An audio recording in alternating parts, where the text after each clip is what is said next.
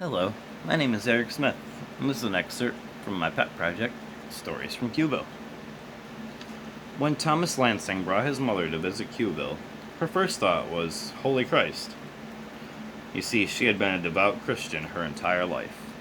She followed the Holy Bible as if it were instructions for her life. Thomas wanted her to know the truth, though, and knew he needed to visit the kingdom. Mother, he said seriously, I need you to know that religion is meaningless in Q-Ville. There is magic and aliens there, and our scientists work with both of them. Please, Mother, be tolerant of every individual you meet. Thomas Emmanuel Lansing, I will be a good Christian woman. I promise you, the old woman said sternly. I know you will, Mother, Thomas replied. Just please, don't be openly judgmental. Would I be judgmental to any of God's creatures? She asked. Yes, you would, Thomas exasperated. Being gay is not sinful. Not believing in your choice deity is not sinful. Understand? He hated being so stern with his mother, but her beliefs had always been so harsh in Thomas's opinion. Yes, dear, Agnes Lansing replied. Thomas and Agnes took a taxi from Q-Ville Airport to Glimmer Hotel and Casino. When the pair climbed into the purple cab, the driver introduced himself. Good afternoon, I'm Michael. Where to today? Agnes smiled at the 30-something man with red hair. Thomas replied, Hello, Michael, we're heading to Glimmer. At the hotel, Agnes looked up. The building was powder blue and light pink.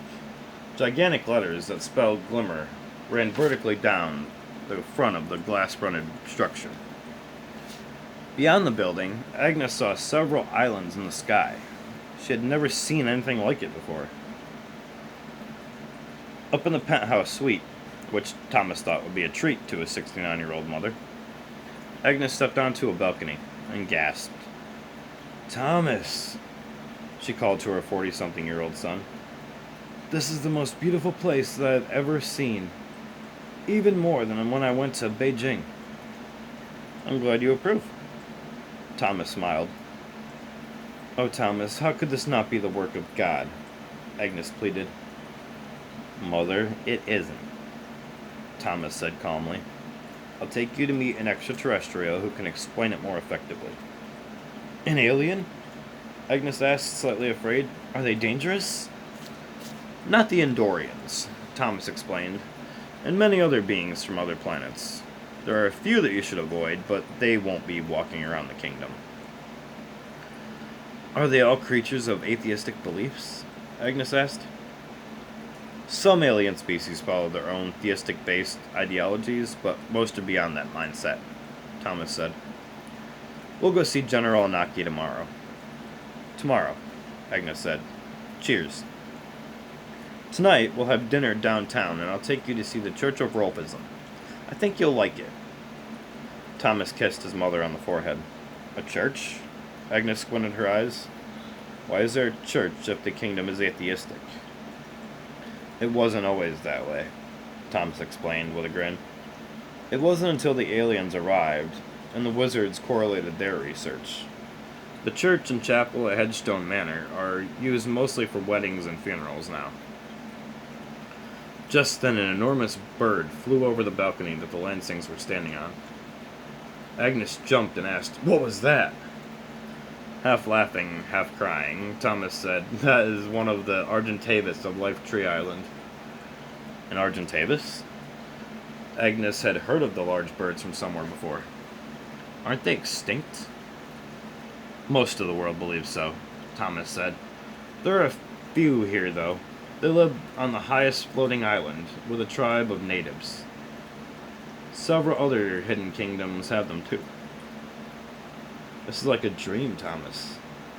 Agnes was already having doubts about everything she had ever known. How do you know about this place, Thomas? Agnes asked. You know my company, Screen Check Inc.? Thomas knew that he would have to explain it eventually to her. It is a subsidiary of QTV, the local television and film company. My job is to procure foreign talent for QTV. Agnes's jaw had dropped. She always knew her son had been a talent agent for actors, but had no idea to what extent. That is amazing. It's decent work. I've met loads of famous people from all over Europe, and some from America, Thomas said sheepishly. Agnes looked out over the edge of the balcony. They were on the top floor of the hotel, and the ground was pretty far away. In the distance, across a river, she seen a yellow and red circus tent. There were several carnival rides near it, and what looked like a barn with elephants roaming in a paddock. To the right of the tent, Agnes seen several tall towers, which was the south end of downtown Q-Ville. Above, floating in the sky, were a few floating islands. Thomas saw his mother enjoying the scenery and asked, "Mother, would you like to see some castles?" Agnes looked excitedly at Thomas. "There are more castles?" Referring to Mewtwo Castle, where the king lived, which stood next to the airport. Thomas smiled. "Of course. Q-Ville has several castles. Let's go to my room." He led her through the glass door, through the living room, which had a large television on one wall, with a floor-to-ceiling bookcase on either side of the TV. They walked through a dressing room, into the master bedroom of the penthouse. There was another balcony outside this room. Thomas opened the glass door, which was identical to the one in the living room, and his mother walked through to the covered balcony. "Oh, Thomas," she exasperated, seeing an ancient maroon-colored castle sitting on an island to the southeast. "Look over that way," Thomas said, pointing to the immediate east. Agnes looked and saw a tall purple castle which was set on a mound. She could only see part of the building, but it looked massive. "And down over the edge," Thomas said, indicating the next building, which was a bit shorter than the hotel. "That is the Q-Ville Convention Center, built into an old fort which King Stanley used for a middle-of-the-forest fortress back in the day." Walking across the roof of the convention center was a ferret. "Is that a weasel?" Agnes asked. "Shh," Thomas said. "No, Mother, that is a ferret, and they have pretty good hearing." Confused, Agnes asked, "What does that matter?" From 40 feet below, a voice said, "Because, ma'am, the ferrets of this kingdom can call you much ruder things than weasel."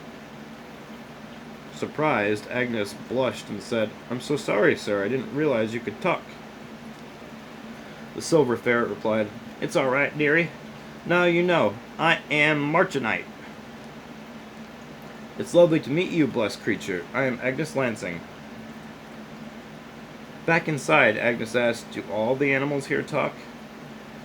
Thomas laughed. "No. There are a few species that you're not going to be familiar with. Just don't assume anything. This place is special. There are other hidden places that are similar, but Q-Ville is definitely the most diverse." An hour later, Agnes was dressing in her room, having just had the best shower of her life. Thomas knocked on the door. "Mother, I have brought a friend for you to meet," he called through the door. "I'll be right there," she called. She looked out the glass wall that led to the same balcony as the living room. The sun was heading to the horizon in the west. The effect was that her whole room was flooded with light, except where Tatine Island and Greymane Island cut across the horizon, floating from nothing. Remembering about the visitor in the other room, Agnes finished dressing and exited the bedroom. Sitting at a small table in the large living room was Thomas and a middle-aged man with a baseball cap emblazoned with a purple Q, wearing a crown, and a set of overalls with a black shirt underneath. On his face was a pair of thick spectacles. A stick stuck out of the pocket of the front of his overalls. "Mother, this is my friend John McCrory. He is a wizard." Thomas introduced the stranger. "John, this is my mother, Agnes Lansing." "It is nice to meet you, ma'am," the wizard said. He then pulled the stick out of his overall pocket. It was about a foot long and made of dark wood. He waved it, and a vase of beautiful flowers appeared on the table in front of Agnes. He then waved his wand again, and a plate of tandoori chicken and 3 glasses of dark wine were now sitting on the table. Agnes applauded as John and Thomas each grabbed a piece of chicken. That was wonderful. "It was nothing, my dear," John replied. "I am glad that Thomas brought you to Q-Ville. I met him several years ago when we first started working for Screen Check. I'm happy to show you more magic if you like. Agnes smiled. Yes, please. After a while, Agnes asked, What do you do for a living, John? The 50-year-old wizard replied, I used to work at Screen Shack many moons ago, but now I manage a team of guys that clean and maintain many of the apartment buildings in the kingdom.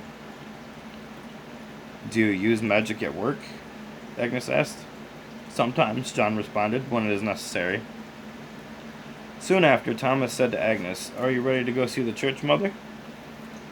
Yes, Agnes replied. How are we getting there? Another taxi?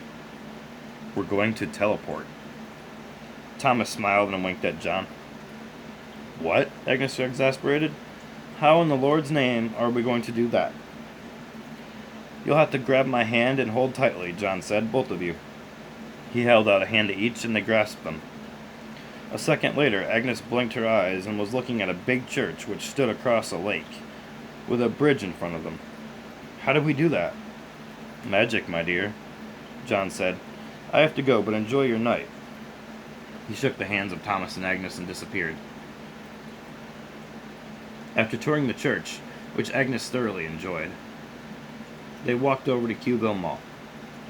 Thomas gifted his mother with a bit of a shopping spree and dinner in the food court. They took a bus back to Glimmer for the evening.